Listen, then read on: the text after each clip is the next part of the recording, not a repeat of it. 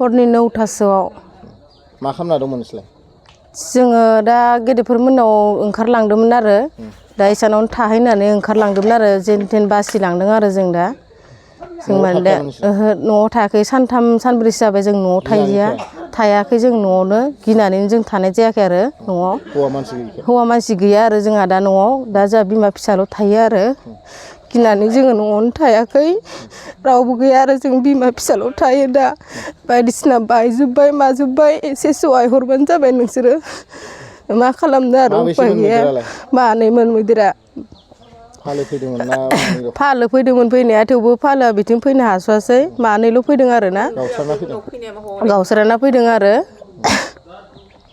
मा सिलिंखार जाखो न'आव थानाय बाकसफोराबो बायदिसिना जिफोराबो सिलिंखार जाजोब्बाय माइखौबो जालांबाय एसे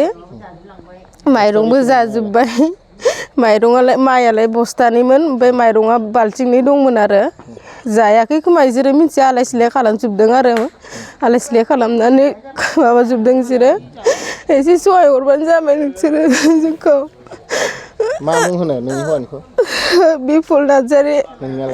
रन्जिता नार्जारि मा गामि बेयो कुमारपारा सेसापानि